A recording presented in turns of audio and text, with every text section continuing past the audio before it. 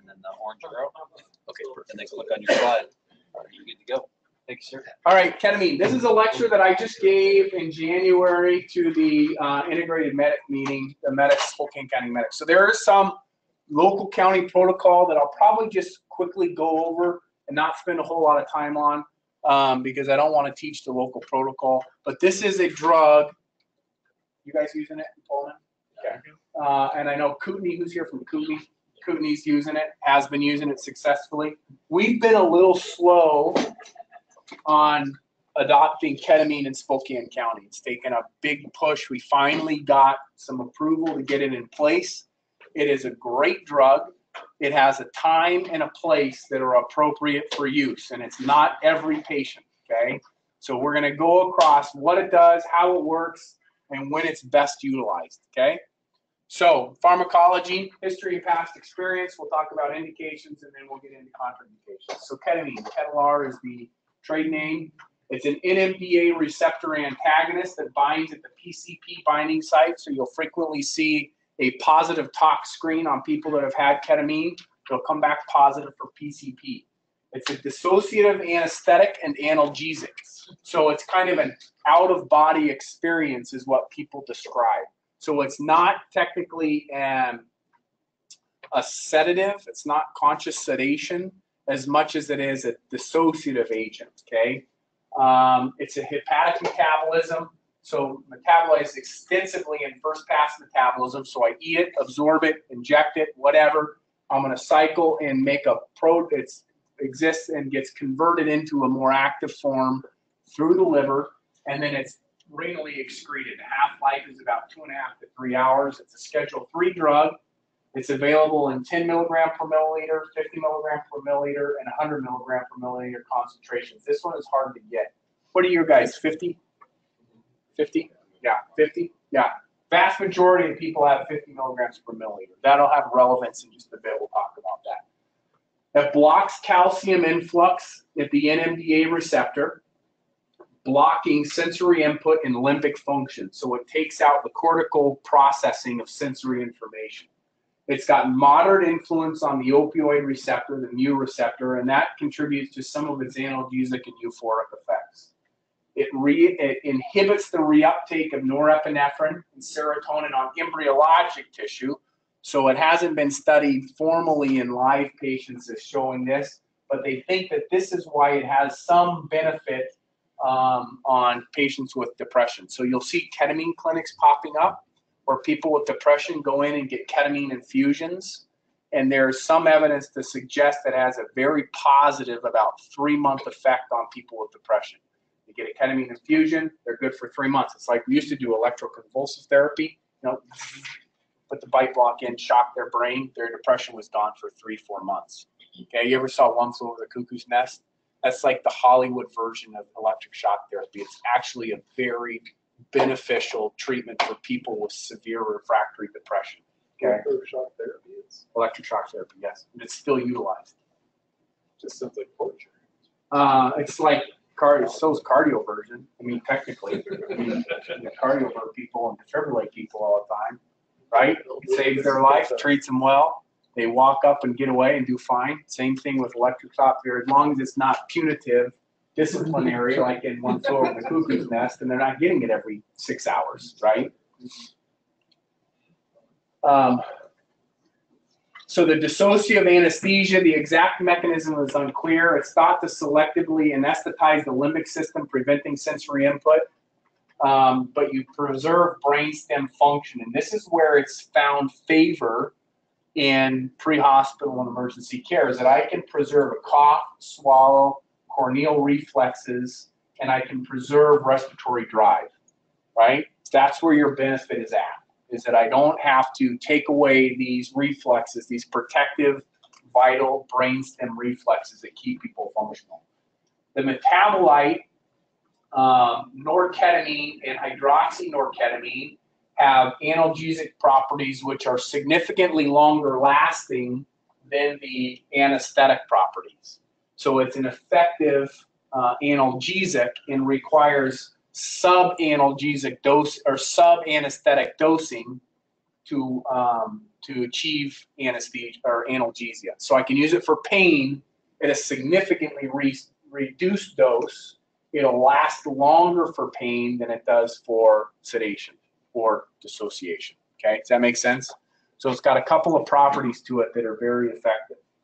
It can be given intravenously at 1.5 to 2 milligrams per kilogram for analgesia and 0.1 to 0.2 for analgesia. So anesthesia, sedation, analgesia, pain. Onset within a minute, duration about 5 to 10 minutes, although analgesia lasts longer. If I give it intramuscular, it's 4 to 5 milligrams per kilogram.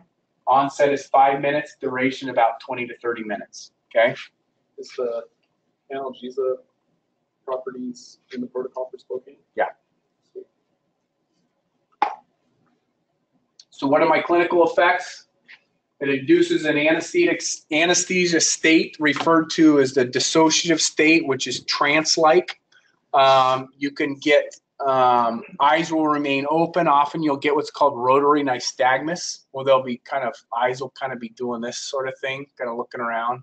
And sometimes you have to tell family, hey, you might see their eyes still open and moving around, but they're out, okay? Cough, swallow, corneal, all are intact. There's some amnestic properties, but they're less than that observed with benzodiazepines. Has limited effect on the pulmonary system, but there is some bronchial smooth muscle relaxation, which some people have advocated for its use with intubating asthmatics, is that you get a little bit of bronchodilation, which can benefit you in those people who are clamped down.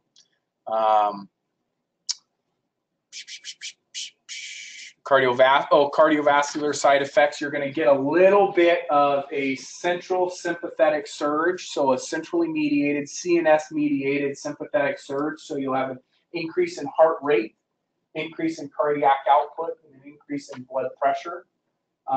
These can be relatively contraindicated in somebody who's experiencing myocardial ischemia or sensitive to increases in myocardial oxygen demand. So this is probably not the best drug for somebody who is in cardiogenic shock.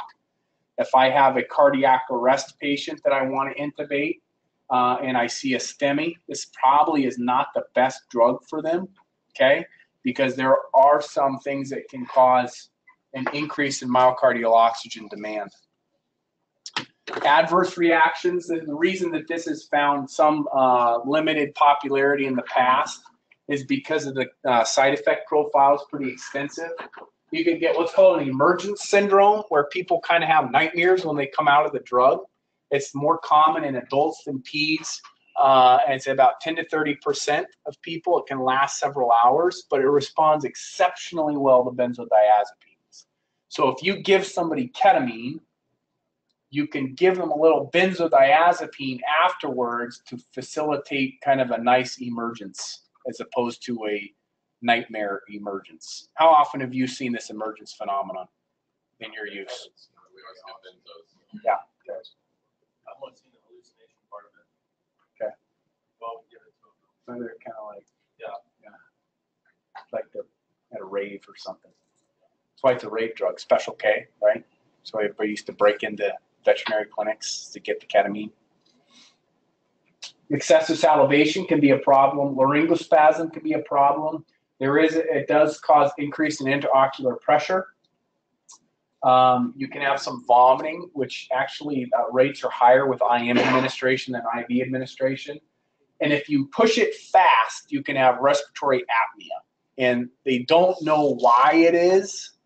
It's not your typical respiratory drive effect. It's kind of like a shock state, like a shock to the respiratory system. And I'm not sure the exact pathophysiology behind it, but people are just like, stop breathing. But it's not like a slow respiratory drive like you get with opiates and benzos. It's like, done breathing, okay? But that's only when it's administered fast. So you have to do a slow administration IV, okay? Make sense?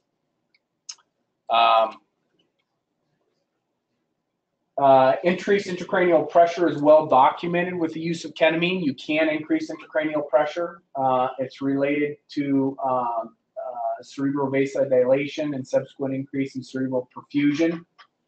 It used to be contraindicated in patients with neurotrauma, but there are several really good, valid studies that have demonstrated that it does not cause adverse effect in this population and can be used in the setting of neurotrauma. That it doesn't translate to an adverse clinical event, okay? But we should use it with caution in people with hydrocephalus, a kid who's altered and seizing who has a shunt.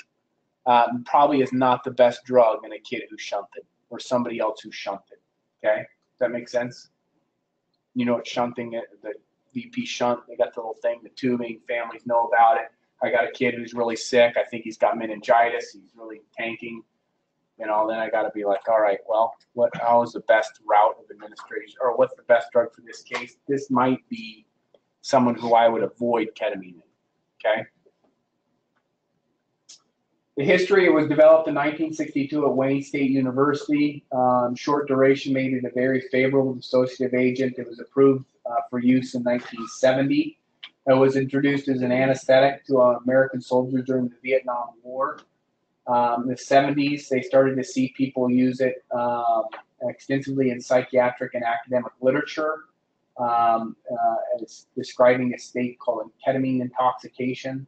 And since that time, particularly in the 90s and into the 20th century, as rave and club scenes became more popular, it gained popularity as a oral drug that people could take, usually referred to as Special K.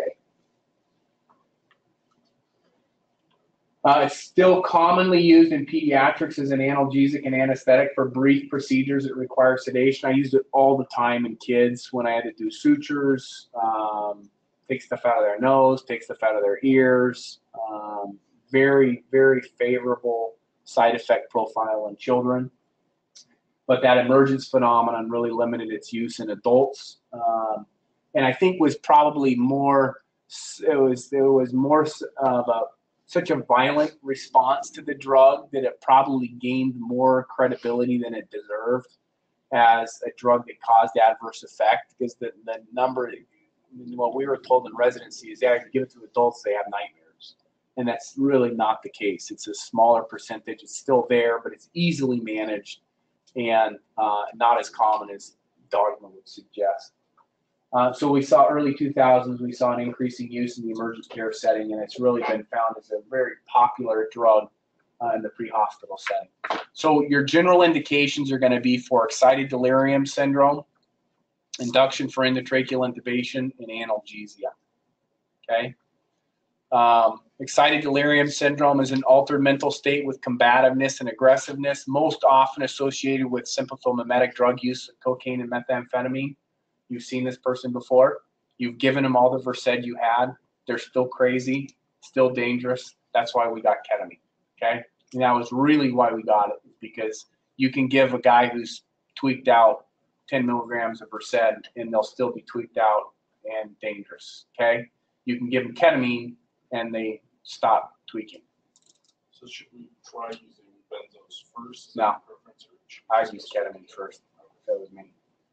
And I've started using it more in my clinical practice before we started adopting, as we started discussions about bringing it in the pre-hospital setting, because I was not using it in adults. So I started using it in adults so I could formulate a position on it, essentially. It's like, well, I need to know if I like this drug or I don't like this drug, because I don't use it enough to develop an opinion.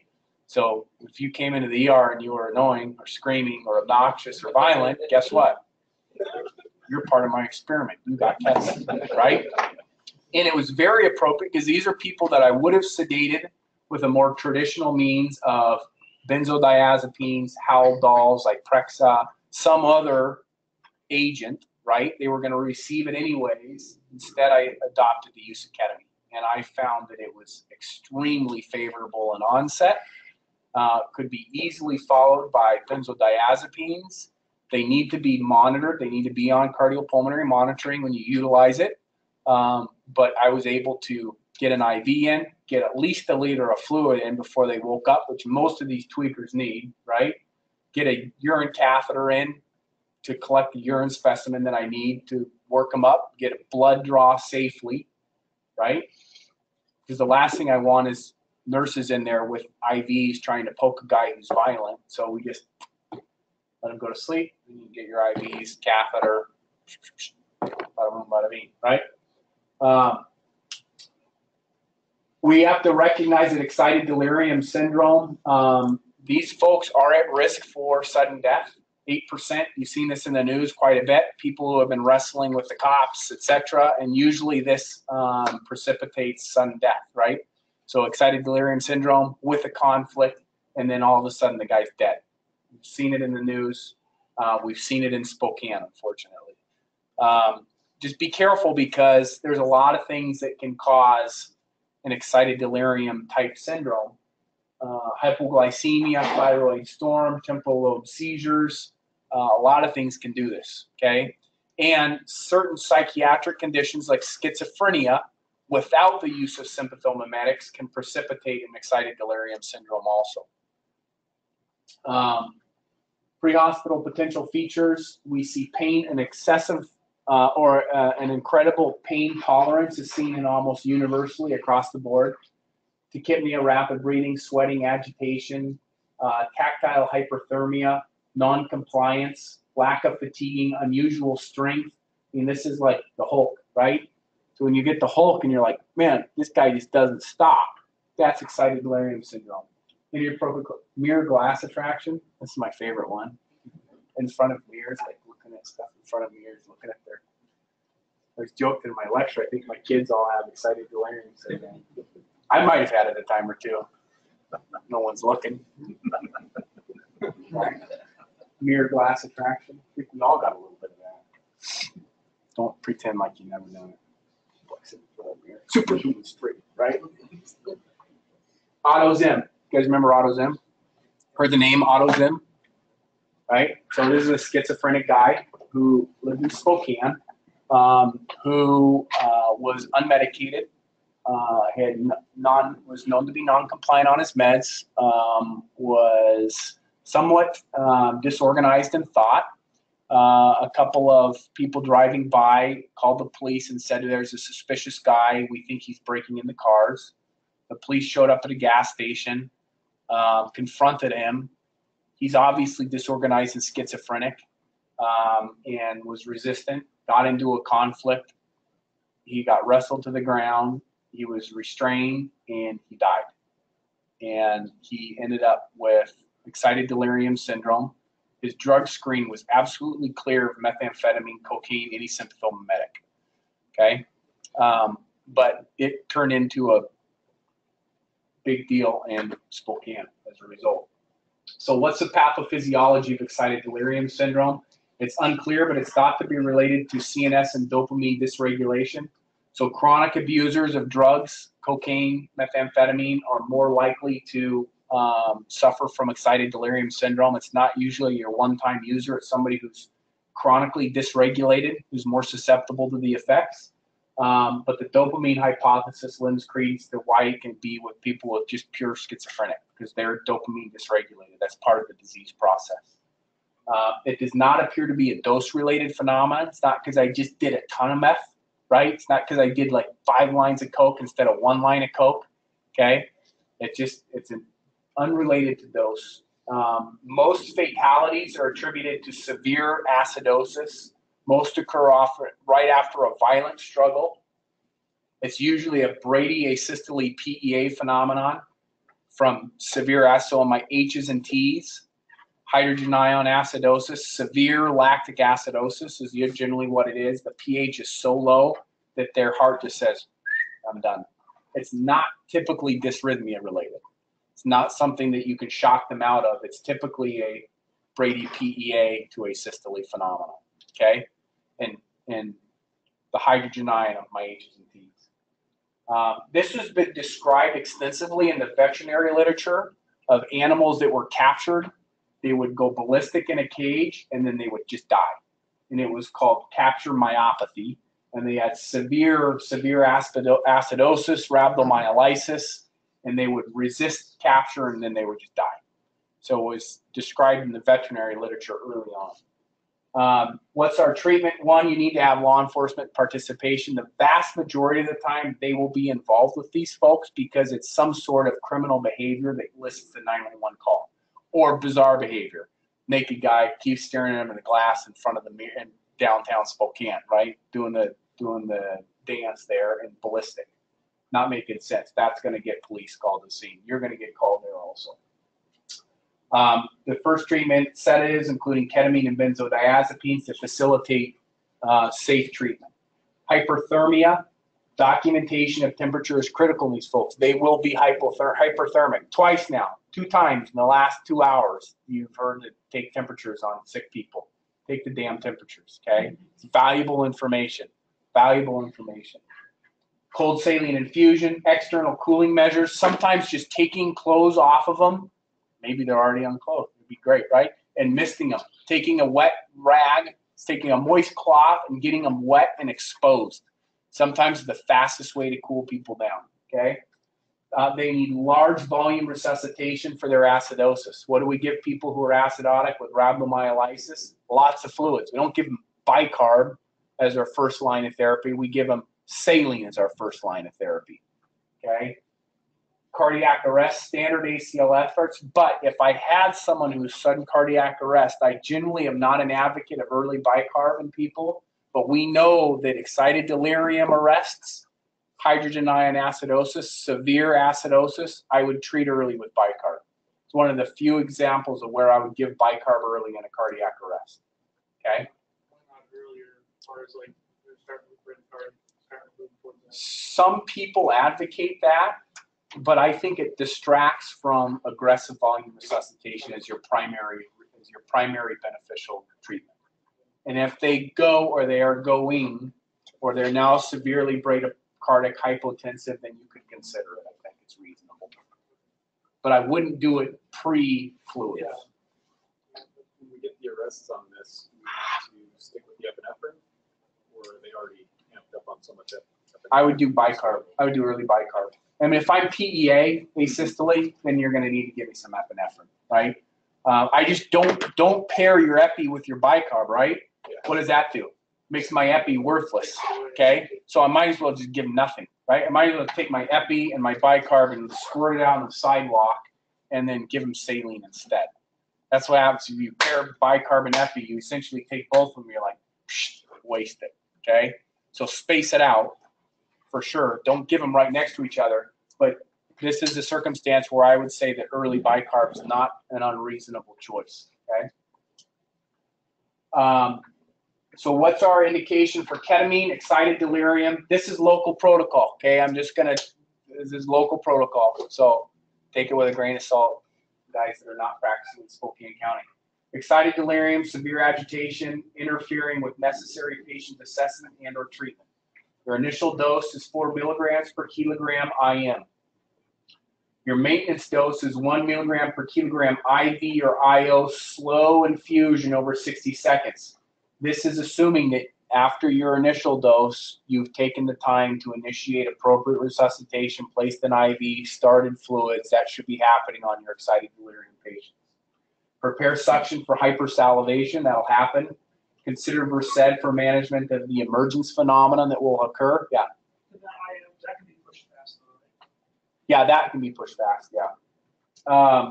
Full set of vitals, including temperature every 5 minutes, continuous cardiac and end-tidal CO2 monitoring, and get IV access and initiate your crystalloid infusion. Okay, that's the treatment protocol for excited delirium. Got it? So, remember, 50 milligrams per ml, right? So I can give no more than 5 mLs at a single site, IM. Okay? You don't want to give more than that. So if I got a big dude, I might be 2 syringes into it, at which time I might have to like double team them, right? I'll be honest with you, I've never used more than 250 IM on the adults that I've taken care of. I just give them 250. 250 IM. 1 syringe, 1 poke, and that's all I've used. I've never gone to the full 4 milligrams per kilogram. I just go 250 IM. Okay? but the dose is technically 2 to 4 milligrams per kilogram. Going more with ketamine generally doesn't give you a better effect. Once you reach where you need to be, you're where you need to be. You don't get a dose-dependent degree of sedation. Once you achieve that spot, I can't give more to get better dissociation. Once you're there, you're dissociated, you're there, okay? What do you guys give? 2 to 4? So multiple doses sometimes? Yeah, I just generally give 250. But our local protocol is 2 to 4, okay? Where are the sites that I give it and how do I give it? I do a Z-track injection, okay? So I'm gonna pull the skin down, right? I'm gonna pull the skin down where I'm gonna inject, pull it down, inject, and then let the skin come back up. And what that does is it gives me a little bit of a seal. So I pull the skin down, I stab a hole, and then it kind of seals itself over as that skin comes back up. And I can go in several different spots. I can go in my thigh, my vastus lateralis. I can go in the deltoid. I can go actually right here up over the hip bone, right at the iliac crest, the injection site right here. Okay, make sure you're below your hip bone though. You're not like up here in the gut. Okay, make sure you're below that iliac crest right here. Or I can go right back here in my glute. And if I took my butt cheek and I made cut it into quarters, I want the upper outer quadrant is where I'm going to inject. Okay. So if you need to double team somebody, you can get a vastus lateralis and a deltoid, one person on each side. Right? Okay. You cool with us just going through like genes and stuff like that? I'd prefer if you would clean the site, aspirate, do the whole 9 yards, but your safety is also primarily important. And you know, and it's been studied and documented that you can safely give it through people's clothing. Not that I have much experience, but it seems like trying to whistle and have some hands off. Yeah, so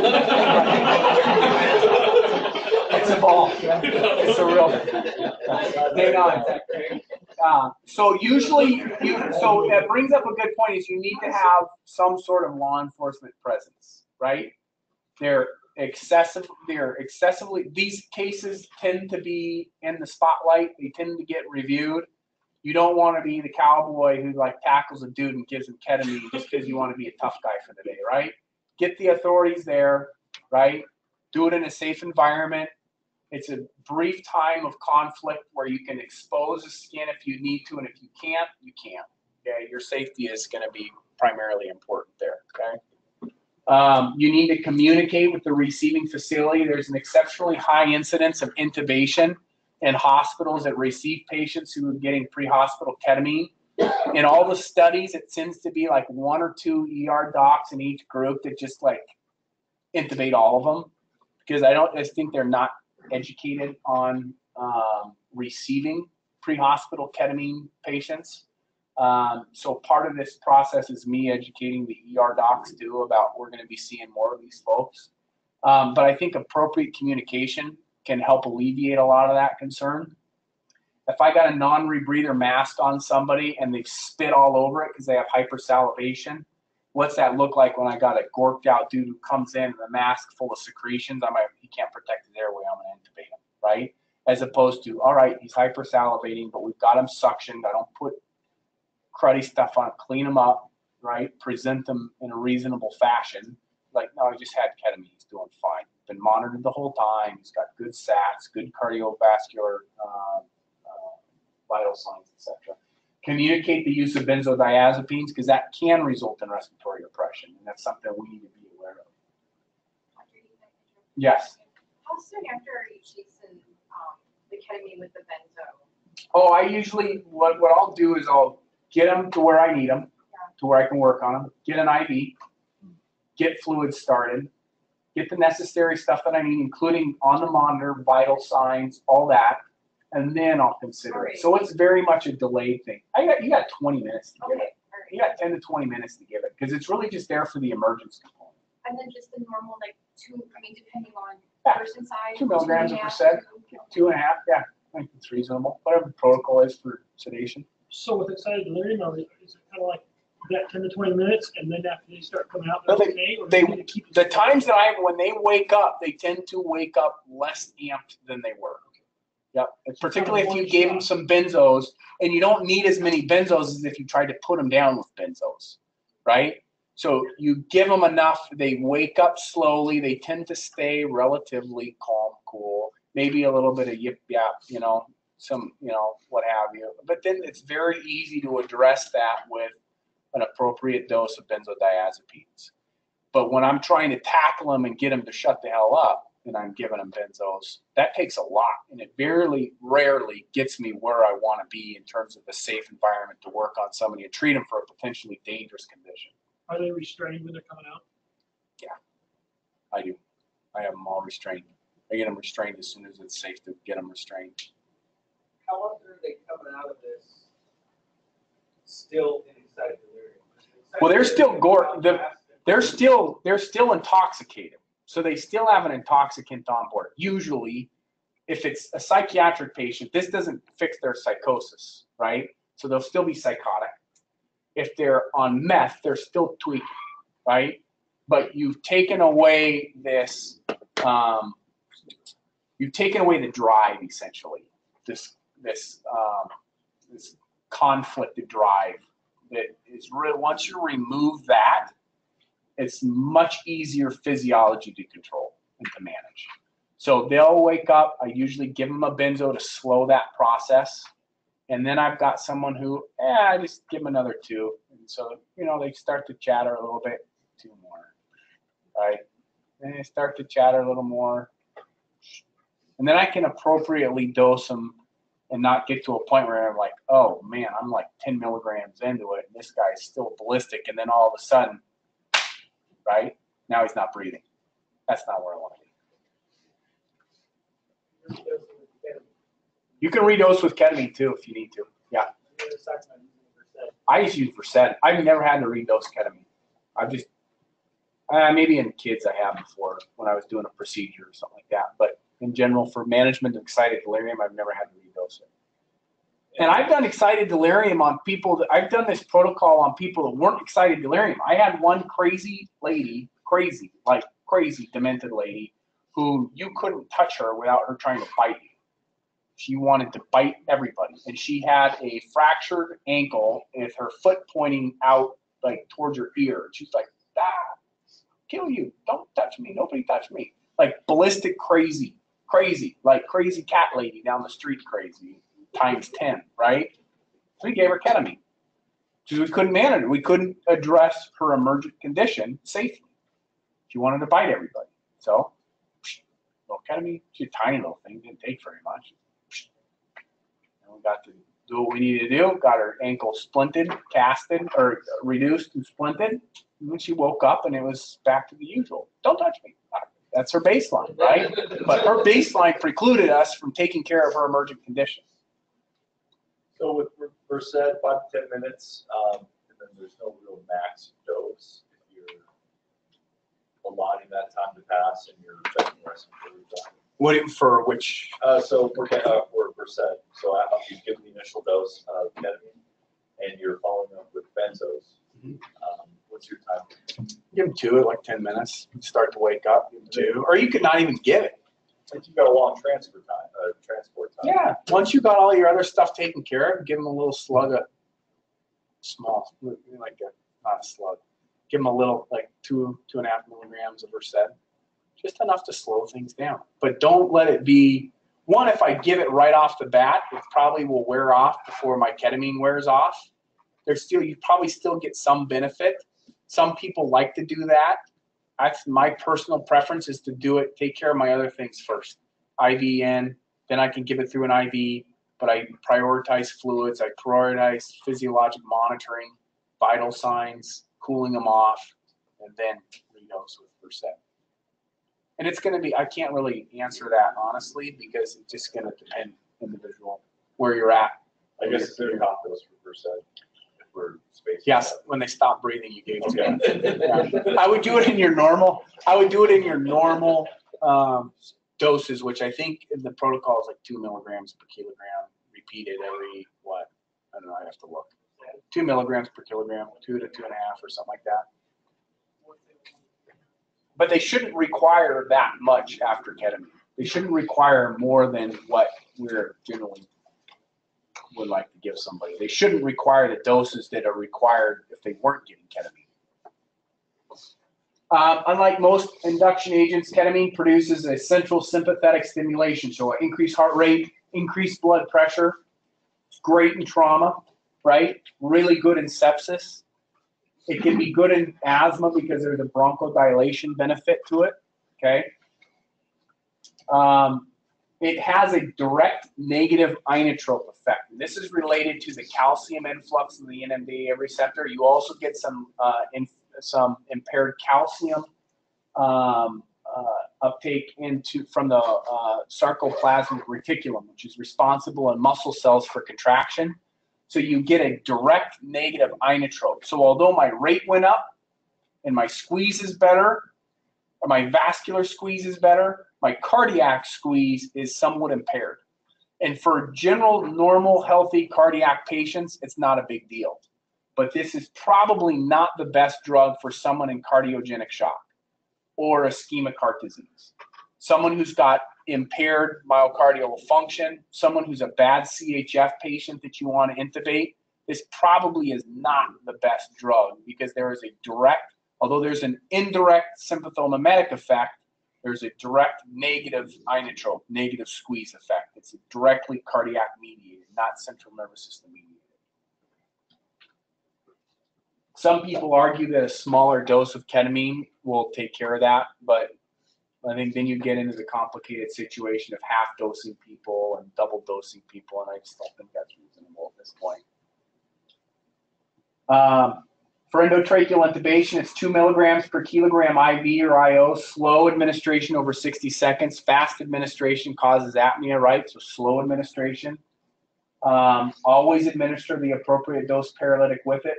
Manipulation of the oropharynx and larynx can precipitate lingering laryngospasm, so I would not want to use this in someone who I'm going for sedation prior to a blind nasotracheal intubation, right? So blind nasotracheal intubation, I'm not going to paralyze because I want that person still breathing. That's how you do it. You stick it in their nose, you get it right, hover above the cords. You can see the fogging in and out of the tube, and then you go, you try and blindly insert it. Well, if I tap that thing and I get laryngospasm, I'm screwed, right? So probably not the best thing for blind nasotracheal intubation. Most of that laryngospasm will be mitigated with an appropriate dose of paralytic. So if you're using a paralytic, that shouldn't be a problem. Hypersalivation, have your suction ready, and then follow with an appropriate ongoing sedation, which most of the time will be benzos, okay? Ketamine and analgesia for burn patients, for bad trauma patients. It requires a tiny dose, still has to be delivered slowly. Less hemodynamic instability than opiates. If you're getting to a point with opiates where you're like, man, I'm giving this guy a ton of opiates, I'm starting to get worried, but they're still in pain, this is a nice analog, something else you can administer. They could provide you with some additional analgesia without contributing to respiratory depression, okay? And it can be used in conjunction with opiates safely. Don't use it for cardiac chest pain, right? Because it's going to increase my myocardial oxygen consumption. So contraindications, don't use it in people with significantly elevated blood pressure that would constitute a hazard. Flash pulmonary edema, hypertensive emergency, suspected strokes, the blood pressure 200 over 100, right? Now, people who have excited delirium, their blood pressure and heart rate is all elevated, but that's usually because of the underlying excited delirium. If I can get rid of the excited delirium, that'll actually settle down. If I give the guy with hypertensive emergency this, I don't treat the hypertensive emergency, I just add to it, right? So not a good drug for primary cardiac related issues. Avoid it in ocular and globe injuries because it's got increased intraocular pressure. Caution in myocardial ischemia. Caution in patients with VP shunts and hydrocephalus. Caution in patients with schizophrenia, except in the ones that are excited delirium, okay? It's not a wonder drug. There's a lot of fascination about ketamine. A lot of people have wanted it for a long time. Just because we have it doesn't mean that it's like carte blanche, use it on everybody. It's not the perfect drug for every situation. It's got a very defined role of where it's good. I think it's very beneficial in a lot of areas. I think there's definitely an opportunity for it in our system and in the pre-hospital setting, but use it appropriately. All right, anything about ketamine? Sounds like a wonder drug. Yeah, Few things, but that's a pretty good drug.